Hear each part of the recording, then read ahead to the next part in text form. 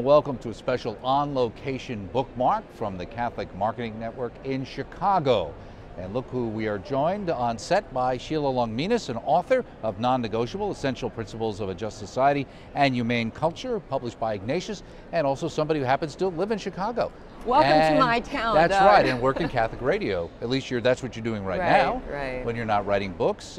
But talk about your background. You've got a pretty interesting background. I've been a journalist, if you will, since I was probably about 9, and I was making my own newspapers at home. I would take the newspaper, read the article, cut out the picture, paste it into a paper, and write my own article to go with it. Okay. I didn't want the article, I wanted to write my own, and I made my own newspapers. So I was actually a little journalist since I was a little girl, and I knew that's what I wanted to do because of the power of communication, all the way back then.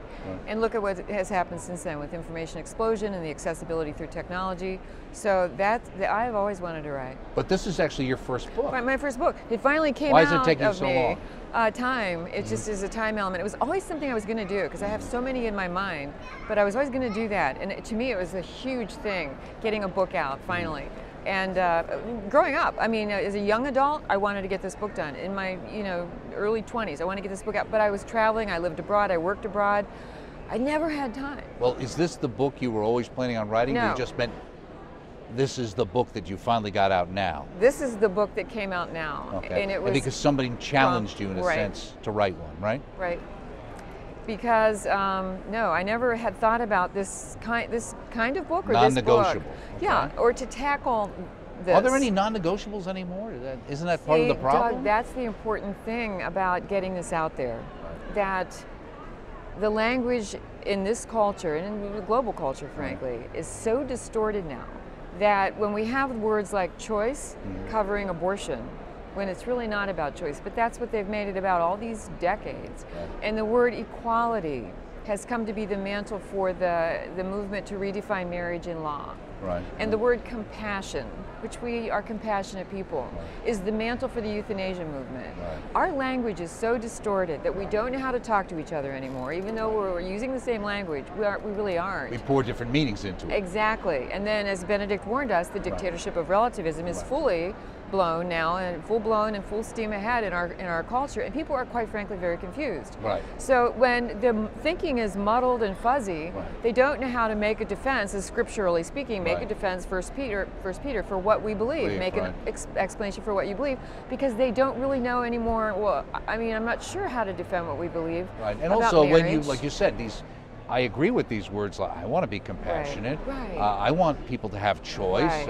I want those things. So when I'm coming out against them and people put me on the spot, I do feel awkward. And well, how can I explain myself? Exactly. But the church gives us that. The beautiful church teachings throughout time on all matters of human dignity and human life and human rights clarifies all of that for us. But how many people access those, especially encyclicals or big church documents or the writings, addresses, the letters, apostolic letters of the different popes? They are gems. They're treasures. They're filled with wisdom. They're filled with direction on how to live. Vatican II gave us great documents on how to live our lives in the modern world, the church in the modern world, how to engage in the public culture. But how many people really access those, the teachings of the Second Vatican Council, those documents? And so what they need, especially in this modern culture, with our short attention span and our, you look at Twitter, 140 characters, the instant access, the piling in information is short sound bites, pithy messages, make it quick, make it easy to grab, and then if they get interested, they'll follow up and dig deeper. And so the church gives us the answers for all the muddled thinking. We just have to know where to go to find it. First of all, just make this accessible. So what I wanted to do through this is make a book in hand, make accessible in such a nice, easy, short read, what the church teaches and why, just to get people started with the dialogue, and Doug, to frankly, hopefully, make a difference in the public debate. Well, you say here, we, the people, are losing our ability to think clearly or reason well. We are largely unable to have civil discourse and have virtually lost the art of an argument.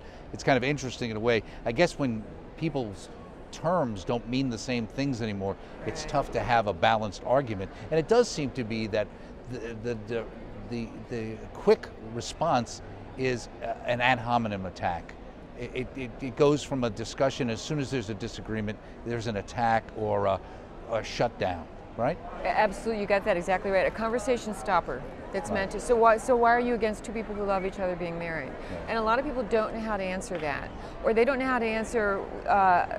One of the things thrown at us is that, well, that's the same as saying that back in the days when it was against the law for mixed racial marriages, and people don't know at all how to answer that.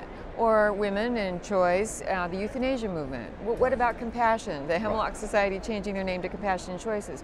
People who are truly suffering. You talk about that. However, there are people who are suffering depression, which is of course curable or treatable, who are being allowed to again, it's end because their lives. the impression people have, they have some image of some poor person who hasn't spoken in 35 years and hasn't moved in 40 years and is hooked up to 800 machines.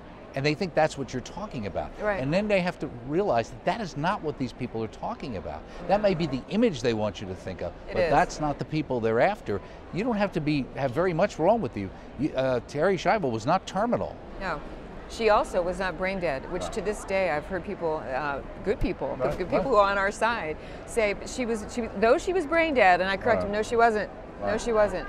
She actually was able to be treated, and Michael Schiavo pulled that treatment back decades before, and then of course she's going to go downhill, but she was still aware, and her family made that abundantly clear, and so did some of their doctors. But that was such an incredible case. That was judicial homicide, judicial mandate, that in the court document the judge did not say Michael Schiavo can or may remove the feeding tube. The judge said that feeding tube shall be removed on this date, March, I believe, 18th. And that's judicial mandate.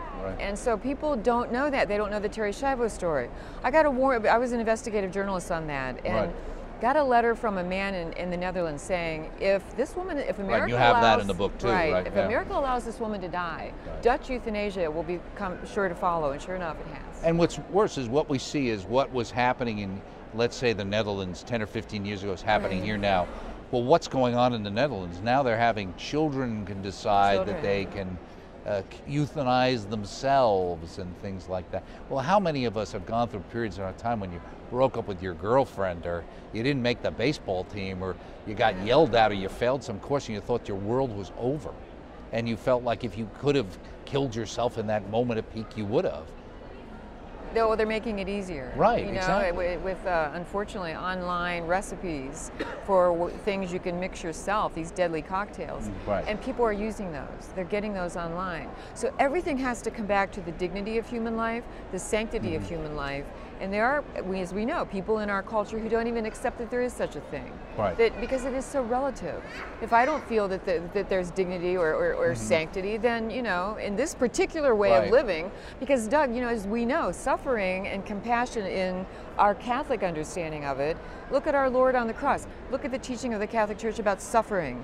And compassion is to suffer with. And yet in this cultural climate, suffering is a great evil. Suffering is an evil to be avoided at all costs. It's a neuroses. If you're into it, there must be something wrong with you. Right. So avoid suffering, avoid at all costs, avoid the use of the word sin.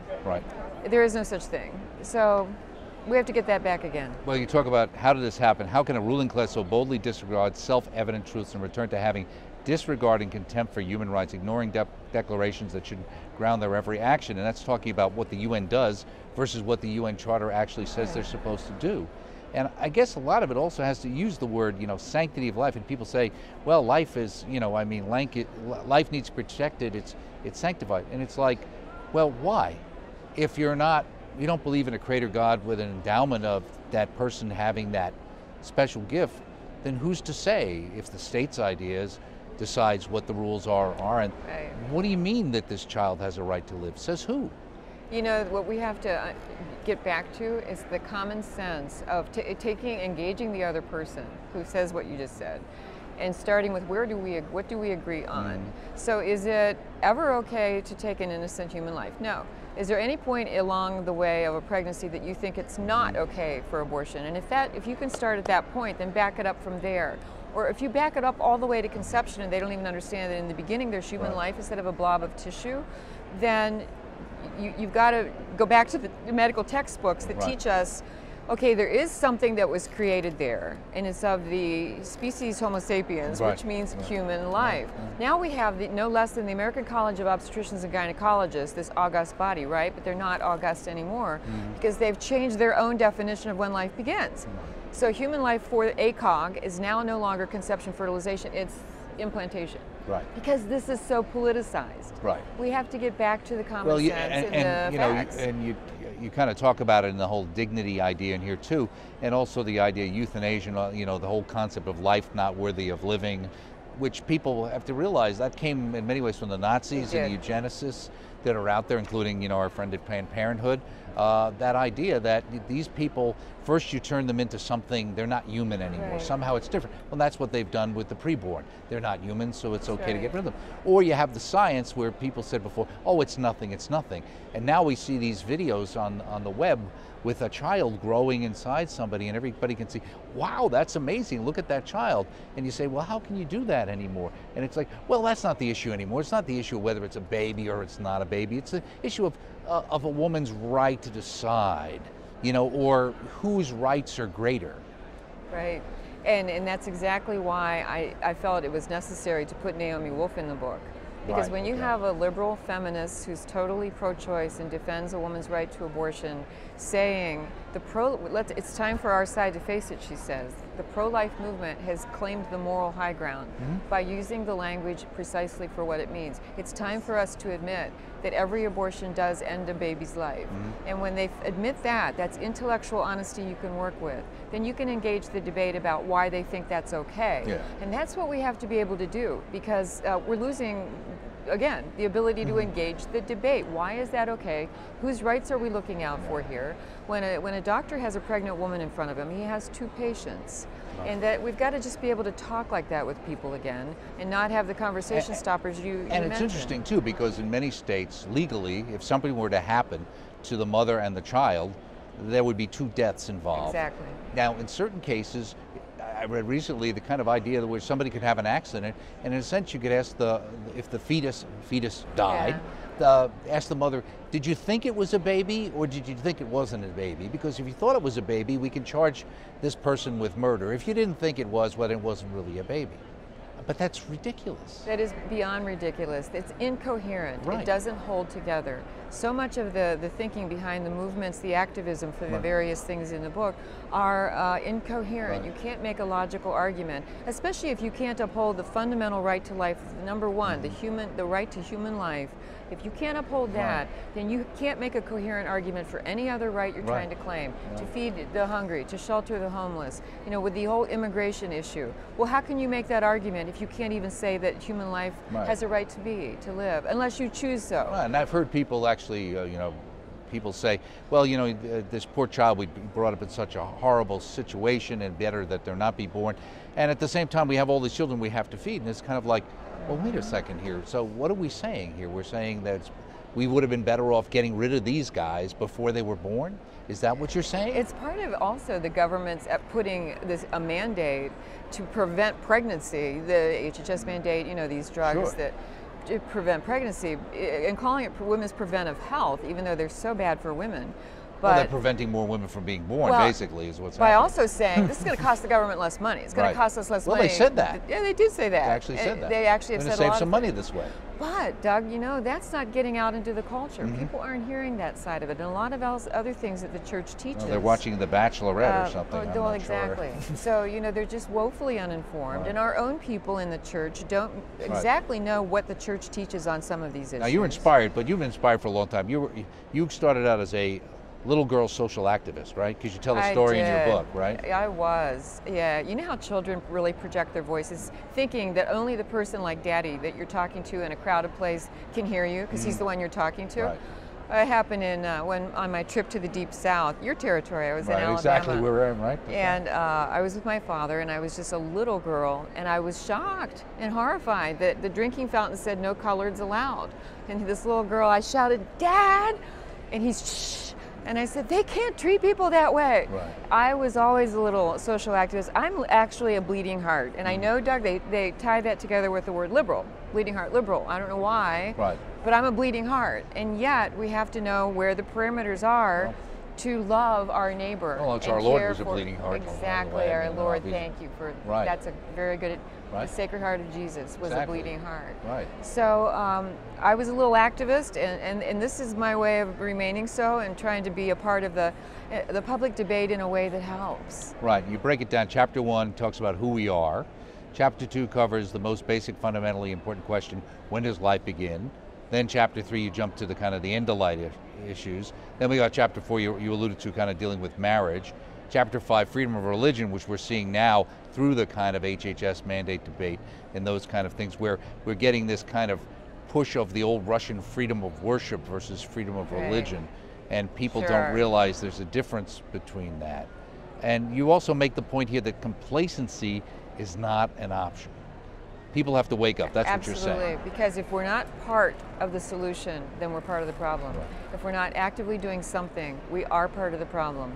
And I tell people all the time, it's like 3 pillars. First, we have to pray every day.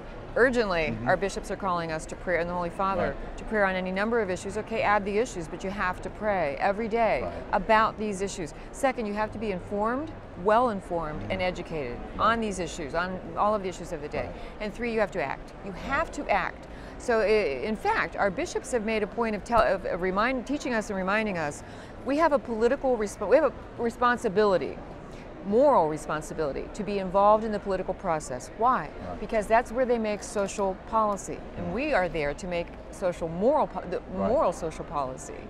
So you engage the political process under a moral obligation to do so. The Church teaches us that's our obligation. And how do you do that? By voting with an informed conscience. And so our bishops wrote Forming Consciences for Faithful Citizenship, which this book features heavily because people need to know what and just the idea too, I'm sure, dealing with there's a difference between your conscience and the way you think about something. You know why? That's so important, because we have members of Congress who have written letters calling primacy of conscience allows me to say that issue is not abortion. I can stand for a woman's right to choose because sometimes women are in crisis and they need that. Primacy of conscience has to be a well-formed conscience.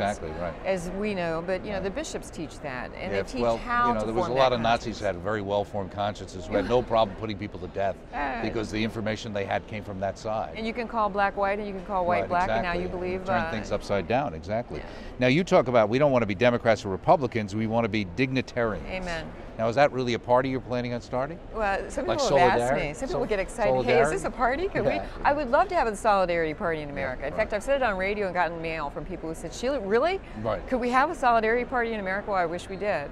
But what we have to do is be engaged in the two-party system we're in now and see where our principles, most importantly our Catholic teaching, falls. Who is upholding the Catholic principles, no matter what the letter after their name. And then we have to elect the best possible members of government that uphold the teachings of the Catholic faith about the human person. And they're not just, as Bishop Paprocki said to me on the program, they're not just true because the Catholic Church teaches them. The Catholic Church teaches them because they're true. Because they're true, exactly. And we need to elect members of government who are going to uphold these policies and then hold their feet to the fire. So another part of the activism we need to be about is contacting them. Write letters, visit their district offices, call them on the phone, and be involved in, I want you to vote for this, respect the Conscience Rights Act, you know, other religious freedom, international religious freedom, we want you to get on that. And hold their feet to the fire. These are things we have to be engaged in doing. Right in the beginning, it was kind of what you were alluding to, and you quote Father Spitzer, great Father Spitzer, and the Holy Father as well. You talk in a sense about sophistry, which we hear thrown around once in a while. In the abuse of language, abuse of power, Joseph Piper noted that Plato had a lifelong battle with the sophists, calling them those highly paid and popularly applauded experts in the art of twisting words who were able to sweet talk something bad into something good and to turn white into black. Now today they would call those talking points or being a flack or being a politician. There you are. That's exactly right. Spot on.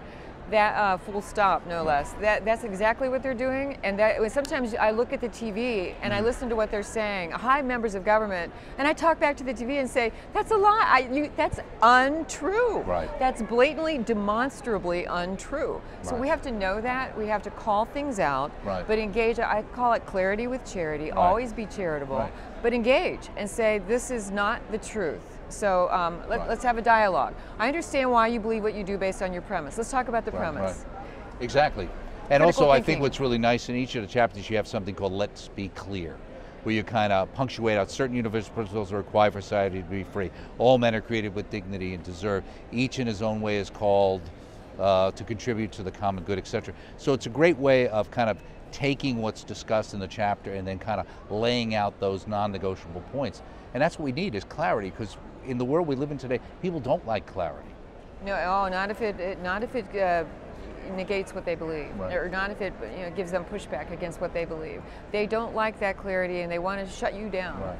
Well, speaking of shutting you down, we're out of time. But is there another book on the rise? There is. Okay. I have begun it. So. Okay, good. We'll look forward to joining you again. Okay, great. Good luck Thank with you, radio. Doug. Keep up the great work. Thank Shelia you, Doug. Liaugminas here talking about her book, Non-Negotiable: Essential Principles of a Just Society and a Humane Culture, published by Ignatius Press, available through the EWTN Religious Catalog. Check it out.